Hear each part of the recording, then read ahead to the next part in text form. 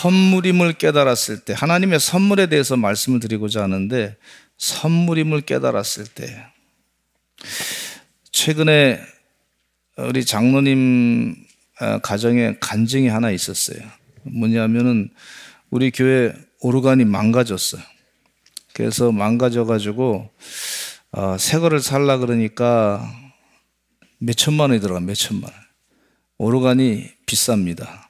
전자 오르간인데 몇 천만 원이 들어간다는 거예요. 그래서 장로님들이 모여가지고 이걸 어떻게 할 거냐 하는데, 최진수 장로님이 한번 시험이라도 해보자, 고쳐보자 그러셨어요. 그러면서 그럼 어떻게 고치냐? 그건 자재값만 한 300만 원만 있으면, 그러면 그 전자 제품이니까 아무래도 그런 관계되는 걸 제가 잘 아니까 그걸 가지고 한번 고쳐봅시다. 그렇게 결론이 났어요. 그래서 이제 300만 원 들여서 고쳤습니다. 그래서 저게 고장 나가지고 또 잘 고쳐서 저거 중고 산 건데 고쳐가지고 잘 썼는데, 이게 자꾸 고장 나니까 제 마음 가운데는 저건 몇 천만 원 들어가야 되나, 가슴이 덜컹덜컹.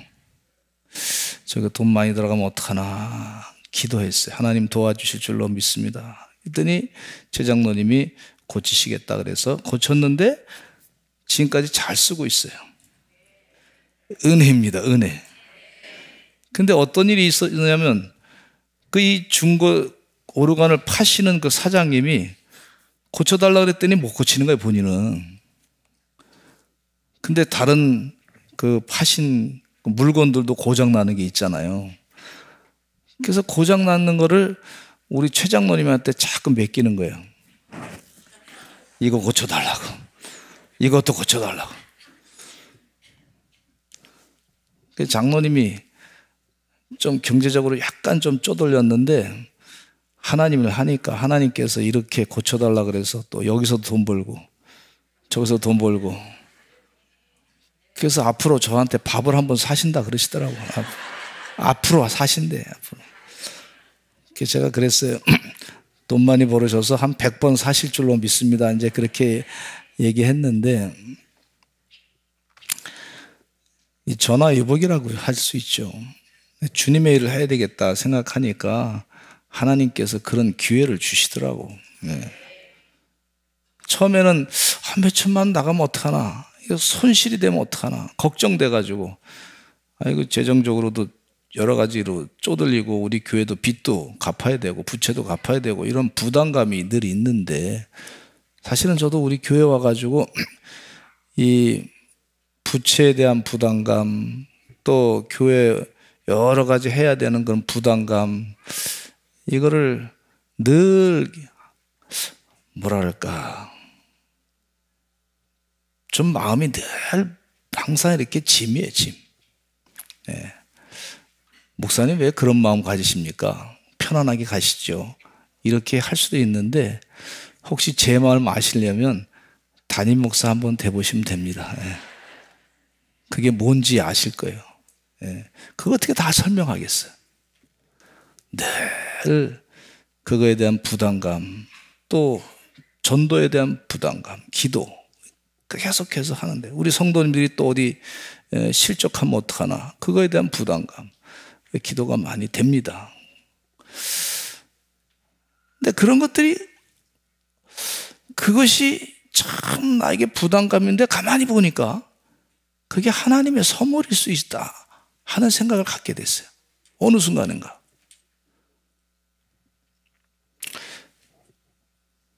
사도 바울은 몸이 아팠어요.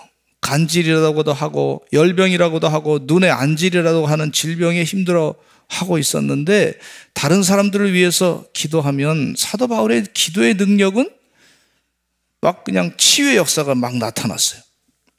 다른 사람들을 위해서 기도하면 놀라운 기적의 역사가 일어나가지고 예수님의 영광을 막 받게 되는데, 본인 정작 자신은 기도해도 낫지를 않았던 거예요. 하나님께 기도를 간절히 했습니다. 다른 사람을 위해서 기도하면 다른 사람은 벌떡벌떡 낫는데, 본인 자신의 질병에 대해서는 자꾸 안 낫는 거예요. 그러니까 얼마나 마음이 부담되겠습니까? 참 많이 부담됐을 거예요. 야, 이게 내가 내 병은 못 고치고 다른 사람 병은 예수님의 이름으로 고친다 그러는데 예수님이 나하고 좀 거리가 먼 거 아닌가, 이런 생각도 들을 것이고, 저 사람은 지병도 못 고치는 사람이니 능력이 없는 사람이다, 이렇게 무시할 수도 있는 것이고, 괜히 하나님 영광 못 드러내지 못하고 무시당할 수도 있잖아요. 그런데 사도 바울이 3번이나 하나님께 간절히 기도함으로 말미암아 깨달음을 갖게 됐어요.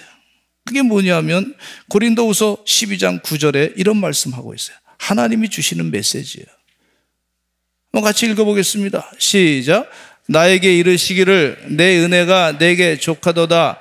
이는 내 능력이 약한 데서 온전하여짐이라 하신지라. 그러므로 도리어 크게 기뻐함으로 나의 여러 약한 것들에 대하여 자랑하리니 이는 그리스도의 능력이 내게 머물게 하려 함이라. 가만히 자기 자신이 병이 안 낫는 걸 생각해 보니까 하나님의 은혜의 말씀 가운데 보니까 내 은혜가 네게 족하다. 지금 현재 아프고 고통스러운 게 그게 은혜다, 이렇게 말씀하시는 거예요. 이거 이해가기가 쉽지 않지 않습니까? 야, 네가 지금 이런 상황에 처한 것이 은혜야. 근데 왜 그 은혜냐면 그것은 내 능력이, 하나님의 능력이 약한 데서 온전해짐이라, 이렇게 말씀해 주고 있어요. 그래서 이 사도 바울이 깨달은 게 뭐냐면 그것 때문에 그게 큰 기쁨이다, 이렇게 표현하고 있어요. 근데 왜 그러냐면 이 사도 바울이 능력이 많이 나타나고 말씀도 잘 증거해서 사람들이 많이 막 그냥 치유받고 은혜받고 변화되고 성령받고 막 역사가 나타나는 걸 보면서, 그러면서 자기 자신이 혹시 자만에 빠질까 봐 하나님께서 찌르는 사탄의 가시를 내게 주었다, 이렇게 표현하고 있어요. 그러니까 몸은 굉장히 아프고 불편해요. 막 그냥 간질 걸리면 막 입에 거품을 넣고 쓰러지니까 다른 사람 보기에도 참 민망한 정도의 그런 모습인데, 그것이 오히려 하나님이 주신 나에게 선물이었구나. 내가 너무 교만하지 않게 하기 위해서 하나님이 주신 사탄의 찌르는 가시를 주셨구나, 이렇게 고백하고 있어요. 그러니까 처음에는 그것이 나하고 상관없는 줄 알았는데 가만히 보니까 내가 교만할까 봐, 교만은 패망의 선봉이기 때문에 하나님께서 나를 교만치 않게 하기 위해서 이와 같은 사탄의 찌르는 가시를 주었고, 그 약함으로 말미암아 오히려 하나님의 능력이 나타내게 하심, 하나님의 은혜가 있다, 이렇게 고백하고 있습니다. 아, 이것도 선물이구나. 주님 은혜 가운데 우리가 하나님의 선물을 깨닫지 못할 때가 있어요. 근데 꼭 깨달으시기를 간절히 축원합니다. 아, 이것도 선물일 수 있구나. 아, 내가 몰랐던 선물일 수 있었구나. 다윗은 어린 시절에 목동으로 살았습니다. 힘들게 양들을 지키는 생활을 했습니다. 형들은 다 집안에서 편안하게 지냈습니다. 사자가 말이죠, 곰이 양을 막 공격해요. 근데 이 목동 어린 다윗은요, 이 사자 입에서 그 사자 입을 막 벌려가지고 양을 살려내고 그렇게까지 했던 걸 볼 수가 있어요. 그리고 돌팔매짓 하는 거 열심히 연습했습니다. 한 번 치면은 그 사자가, 곰이 다 도망가지만 빗나가면 자기 목숨도 죽을 수 있고 양도 죽음을 당할 수 있는 것을 알기 때문에 수없이 많이 어느 부위에 공격할 것인가, 어떻게 쳐서 공격할 것인가 많이 연구했을 거예요. 아마 훈련을 많이 했을 거예요. 그런데 형들은 집에 편안하게 지내고 아버지와 같이 편안하게 지내고 자기는 목숨을 다해서 양들을 지키는 그런 인생에 대해서 참 불편한 마음을 가진 것이 딱 한 군데 있는데, 그게 뭐냐면 내 아버지는 나를 버렸으나 하나님 아버지는 나를 지켜주신다, 이렇게 시편 말씀에 고백하고 있어요. 그러니까 힘들었던 것은 사실이야. 아버지가 나를 버린 거 아닌가? 그런데 나중에 보니까 블레셋 군대가 쳐들어왔을 때 골리앗 장수라고 하는 사람을 무너뜨릴 때, 그를 잡아 죽일 때 이 돌팔매질이 이 하나님의 은혜와 능력 가운데 그 블레셋 장수의 이마에 팍 꽂히게 했던 걸 볼 수가 있어요. 어떻게 거기에 부딪히게 합니까? 물론 하나님의 은혜와 능력도 있었지만은 그동안 하나님께서 훈련시켰던 그 훈련, 생명을 다해서 목숨을 다해서 내가 살아야 되겠다. 그 처한 환경 가운데 얼마나 힘들었겠습니까? 그러나 그것이 나중에 지나놓고 보니까 자신의 삶에 하나님의 큰 선물이었다고 하는 사실을 깨닫게 된 것을 볼 수가 있어요.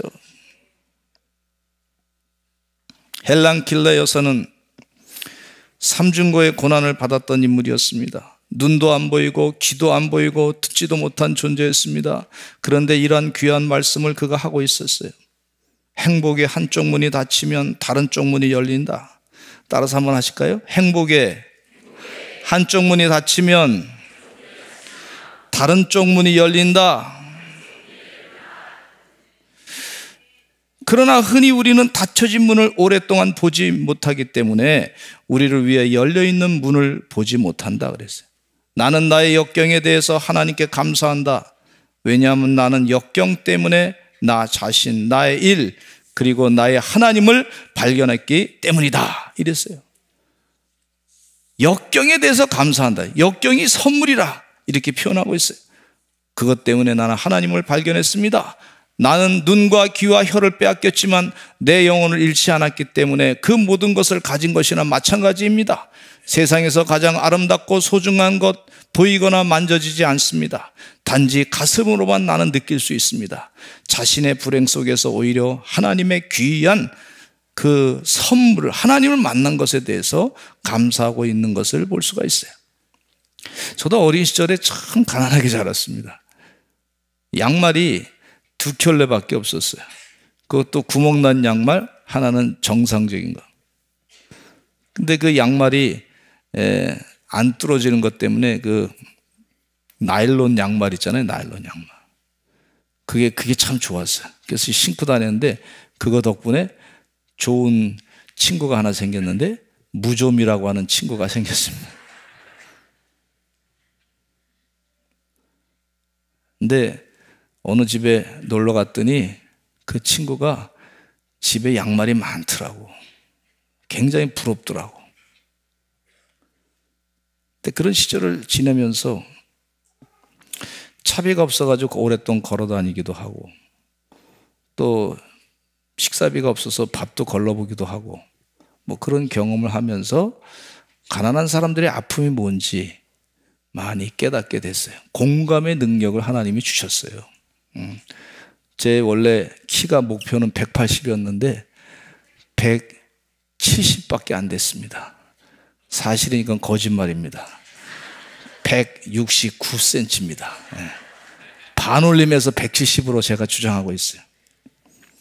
근데 공감의 능력이 하나님께서 그렇게 주시더라고. 아니까. 내가 그거 경험해 봤으니까. 어떻게 말씀을 전해야 이분들의 마음 가운데 위로를 받을 수 있을까? 하나님이 그래도 나름대로 지혜를 주신 줄로 믿습니다. 이지선님은요, 얼굴에 화상을 아주 그냥 못생긴 얼굴이 돼버렸어.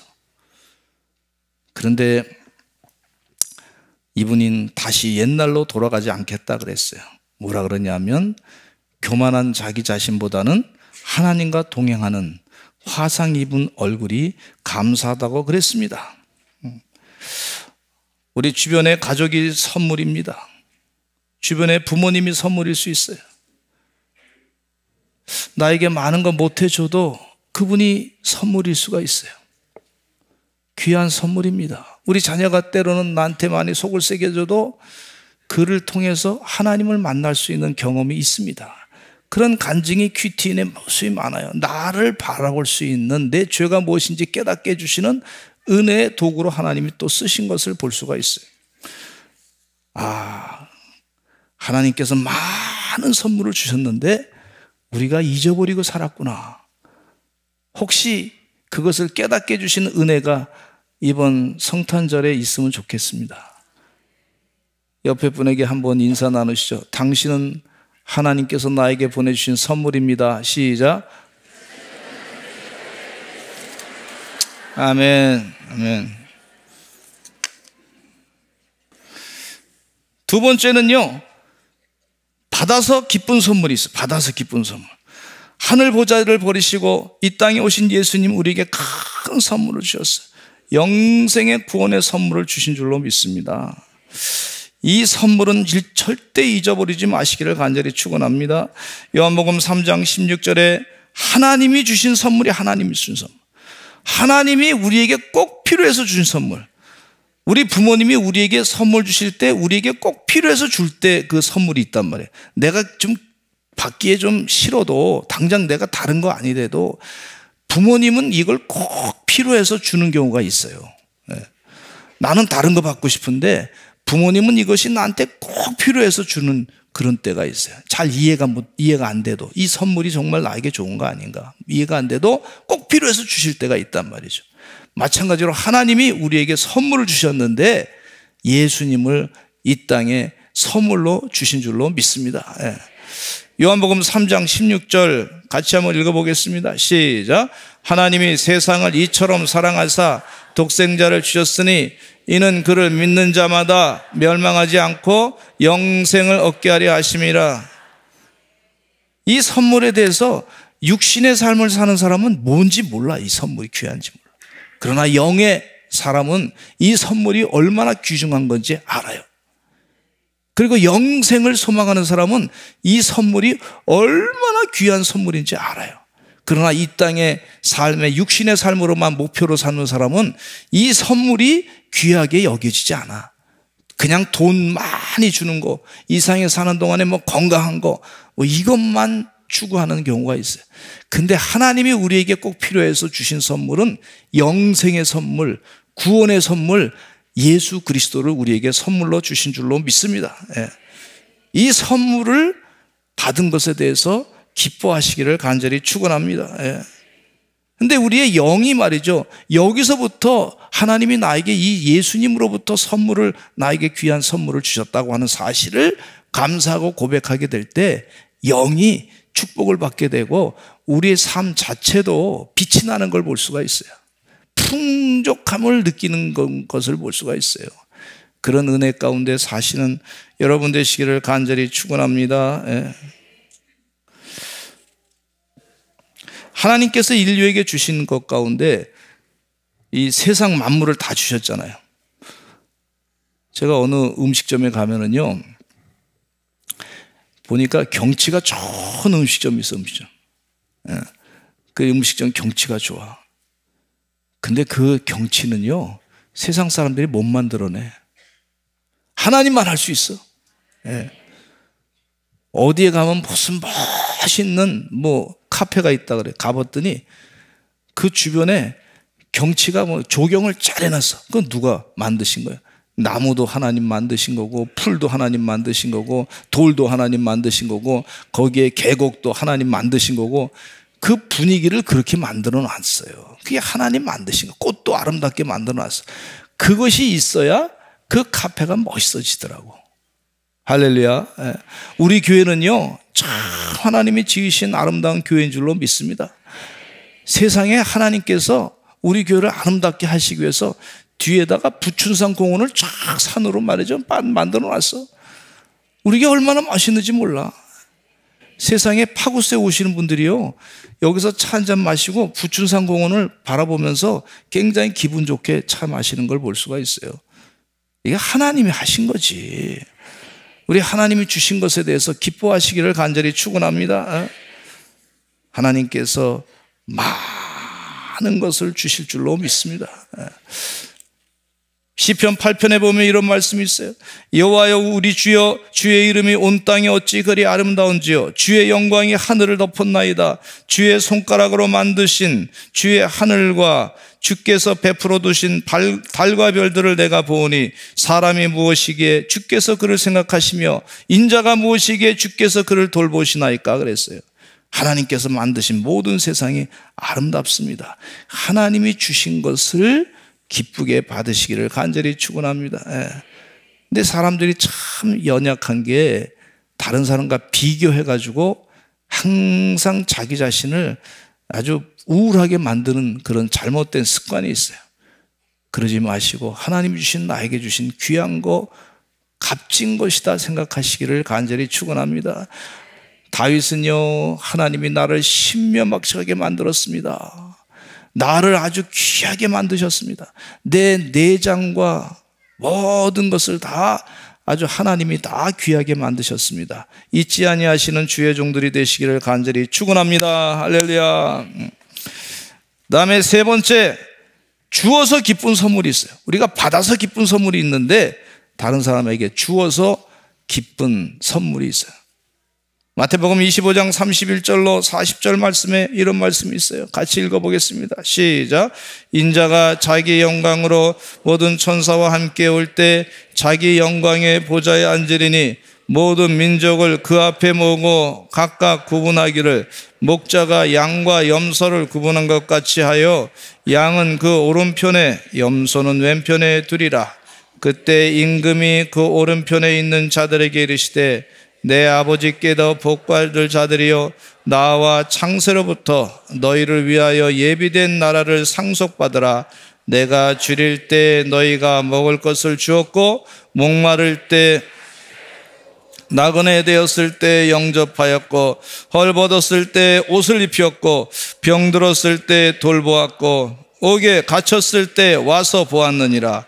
이에 의인들이 대답하이르되 주여 우리가 어느 때 주께서 줄이신 것을 보고 음식을 대접하였으며 목마르신 것을 보고 마시게 하였나이까? 어느 때 나그네 되신 것을 보고 영접하였으며 헐벗으신 것을 보고 옷 입혔나이까? 어느 때 병드신 것이나 옥에 갇히신 것을 보고 가서 배웠나이까 하리니 임금이 대답하여 이르시되 내가 진실로 너에게 이르노니 너희가 여기 내 형제 중에 지극히 작은 자 하나에게 한 것이 곧 내게 한 것이니라.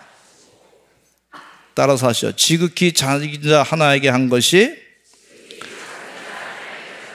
곧 내게 한 것이라.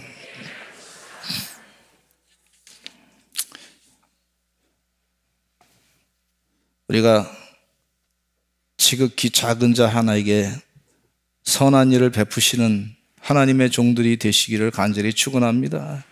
남에게 주었더니 그것이 기쁨으로 나에게 선물을 하나님이 주신다. 이 나사로가요, 삭개오가 예수님 만났을 때 자기 재산의 절반을 팔아서 가난한 사람들에게 준다 그랬어요. 근데 이 삭개오 기쁨은 다른 사람들이 몰라. 그동안은 돈을 많이 버는 게 기쁨이었는데 가난한 사람에게 재산을 팔아서 반을 나눠줬더니 그 기쁨은, 영적인 기쁨은, 예수님의 기쁨은 다른 것과 바꿀 수가 없는 거예요. 우리 나라에 참 훌륭한 분들이 많으신데 부영아파트 회장님께서 자기 동네 사람들한테 한 90몇 명이 됐는데 그 동네 사람들한테 몇 년 전에 1억씩 나눠줬대. 1억씩. 별로 놀라지 않는데요. 1억씩 나눴대. 아마 몇천억 되니까 아마 자기 재산에서 이제 뭐 육신의 삶을 끝내면 그 재물은 다른 사람 거가 되는 거예요. 어차피 그분은 뭐 예수 믿는지는 모르겠어. 그런데 제가 보니까 좋은 일 하셨어. 아마 주는 기쁨을 그분이 간직하셨을 거예요. 주는 기쁨. 그리고 자기 직원 가운데 애기 낳으면 1억씩 다 주는 거예요. 1억. 놀라시네 이제. 하나에 낳으면 1억 주고 이 나이는 1억 주고. 우리나라에 그런 분들이 많이 나오기를 간절히 바랍니다. 그래야 우리가 잘 사는 거예요. 좋은 소식을 들어야 돼요. 전도서 11장 1절로 2절 말씀에 보면 이런 말씀이 있어요. 같이 한번 읽어보겠습니다. 시작. 너는 내 떡을 물 위에 던져라. 여러 날 후에 도로 찾으리라. 7에게나 8에게 나눠줄지어다. 무슨 재앙이 임하는지 내가 알지 못함이니라. 아멘. 잘 알고 있는 오헨리의 크리스마스 선물에 대한 말씀을 드리고 설교를 마치고자 합니다. 한 부부가 있었어요. 이 부부는 서로를 마음속 깊이 아끼며 사랑했습니다. 아주 가난한 부부였습니다. 불편한 생활이었지만 두 사람은 각자 귀중한 보물을 하나씩 갖고 있었는데, 아내는 모든 사람이 부러워하는 금발을 가지고 있었고, 남편에게는 아버지가 물려주신 금시계가 있었어요.